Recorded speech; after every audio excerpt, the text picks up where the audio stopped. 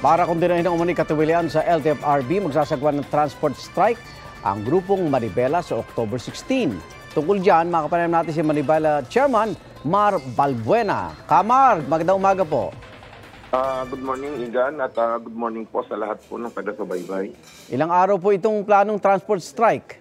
Actually, Igan, ang plano namin sa ngayon, pumunta sa Malacanang para doon na magprotesta.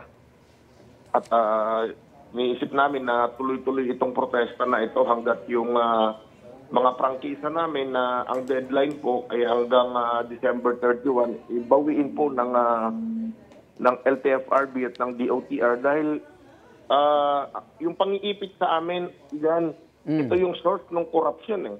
Na pag-ipit ka na, dito kami pinapasok na kailangan mong maglambing sa kanila, kailangan mong maglagay sa kanila para ma-extend ka o para mabigyan ka pa ng provisional authority. Okay. Ikaw ba, Kamar, mismong si LTFRB Chairman Guadis, hiningan kang 5 milyon o yung assistant niya ang humingi sa'yo? Actually, hindi ako yung hiningan at yung statement po ni assistant niya, may mga kusang naglalagay po. Sa mga regional director po ito yung sinasabi namin noon. Igan, kung matatandaan po ninyo, noong pangalawang strike po namin. Ito po kasi malakihan na rin at wala naman na i-deliver po na kahit ano si chairman doon sa mga nagbigay po nito. Ayon doon sa mga sources po natin.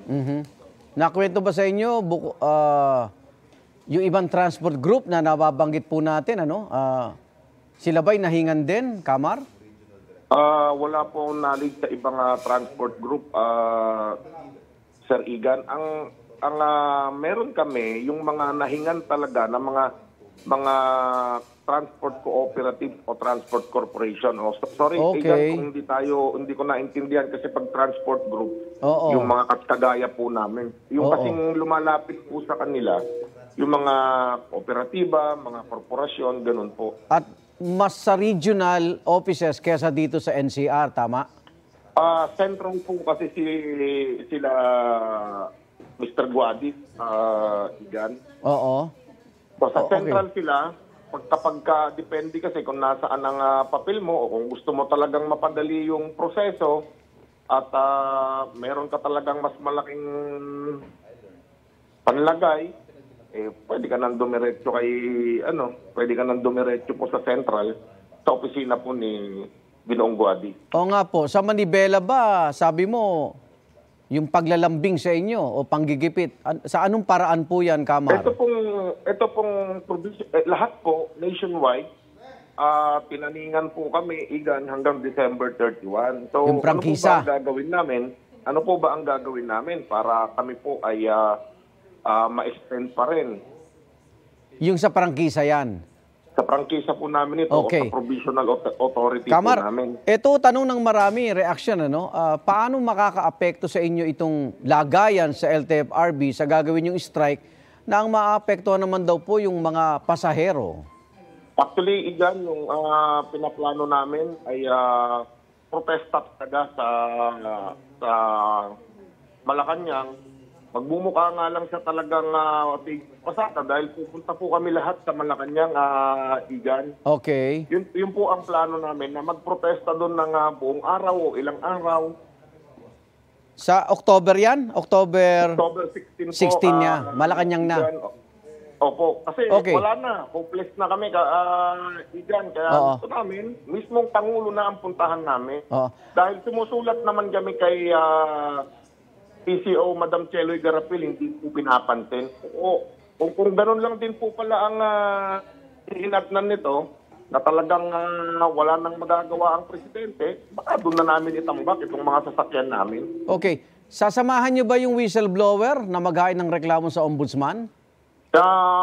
Opo, Igan. Hintay lang natin yung iba pang mga titistigo para mas maayos po yung pag-file namin ng kaso dahil ito pong lahat na nagbigay po na ito. Gusto rin po sanang tumistig pero natatakot lang kaya kinakausap po namin. Naniniwala ka ba sa salaysay nung whistleblower na umaabot sa Malacanang itong SOP? Hindi po malayo, Igan, kasi kalakaran na po yan noon pa. Sino po ba ang, siyempre, accommodation po itong mga nilagay po dito sa mga ahensya, kahit saang ahensya. Iniisip namin na kailangan meron kang parating doon sa Malacanang para magtagal ka dyan sa position mo. Kasi ayon doon sa nabasa ko, kailangan pampapogi natin ito sa Malacanang, pampapogi natin ito kay congressman na ganito, kay congressman ganon, at saka kay Secretary Bautista. Itong pong mga congressman na binabanggit po doon, medyo nakakadismaya kasi mga idolo ko po ito Andiyan po si Congressman Acop, ang sinasabi na dikit sila.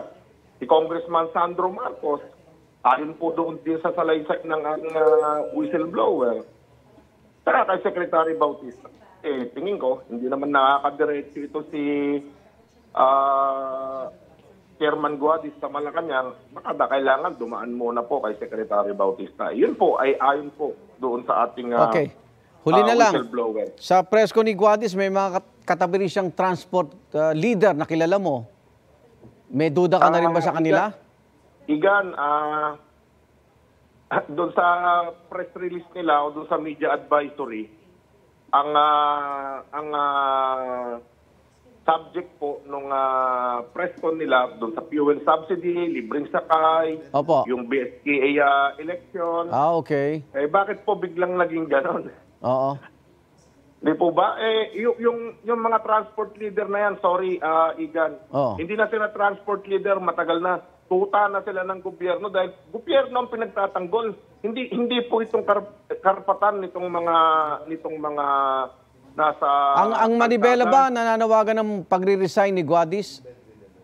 Kahapon pa po, opo. Kahapon, okay. Ni Guadis at saka po ni Secretary Bautista at yung mga sinasangkot pa po dito. Okay.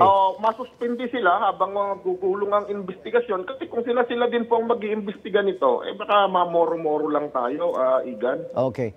Maraming salamat, Manibela Chairman Mar Balbuena. Ingat. Maraming salamat po. At sinubukan din po namin mga kapanay ang mga LTFRB ukol sa issue ng umano'y lagay mula sa ilang transport group. Pati na ho yung mga nabanggit ho ng mga opisyal ng gobyerno. Pero hanggang ngayon, wala pa ho silang tugon sa amin.